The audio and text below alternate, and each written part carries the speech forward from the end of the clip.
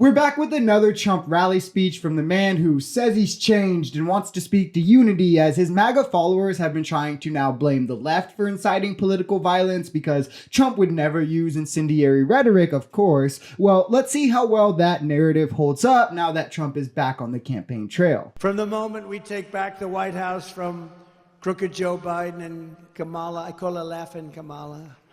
You ever watch her laugh? She's crazy. You know, you can tell a lot by a laugh. No, she's crazy. She's nuts.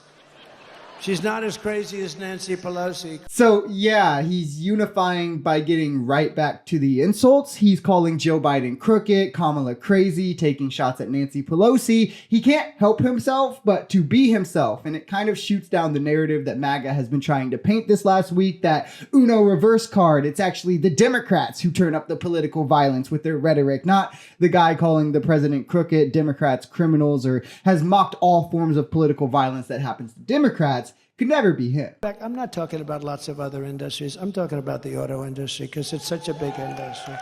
I can say we're going to bring back cement.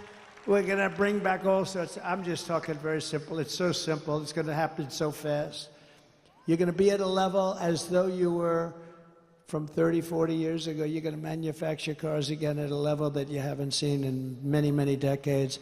You probably have to get rid of this fool, this stupid idiot representing the United Auto Workers. Okay, well, first off, Biden is the one that walked the picket line with the UAW and Sean Fain. Trump then did a photo op at a non-union location to try to match him. Trump has a long history of anti-labor, anti-union activity, union busting specifically. His appointments were also anti-union appointments who work to weaken them and their power to assemble at every step, while Biden's NLRB has strengthened them in their ability to assemble, all while also creating almost 500,000 auto worker jobs. You're not going to teach a criminal not to be a criminal. Not going to happen.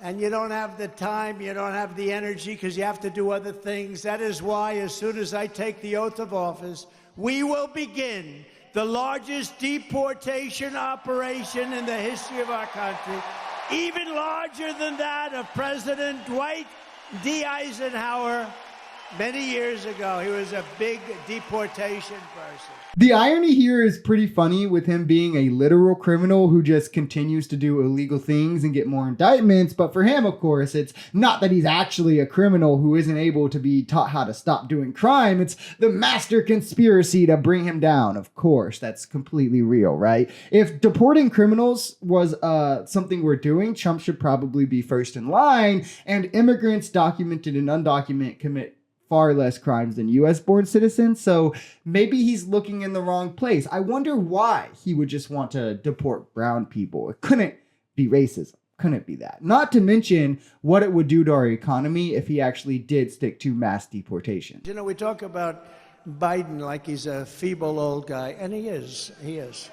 But it's the people that surround him. I mean, he's perfect for them. This is the fascists and communists and some bad people surround him. I know just about all of them. I can tell you about all of them. And once again, for MAGA, this language is completely acceptable. They're just going to turn a blind eye and act like, oh, you know, it's not him. The left does way worse. Like calling Democrats fascists, communists, calling them evil, calling them crooked and criminals, saying they're trying to take over our country. They're trying to control you. All these incendiary statements that he makes is all cool because, you know, owning the libs is awesome, right? But when a Democrat is like, hey, this guy is a felon, let's not vote for him, that's turning up language and politics to the level of violence. It's such a sad attempt to just place the blame and accountability on the other side because you can't take any for your own. And that is ground you should never give people who mocked Paul Pelosi, mocked the explosives sent to Kamala and Obama, mocked George Floyd, because they don't deserve it. It's that simple. And while condemning political violence will always be the right thing to do and something I will always do,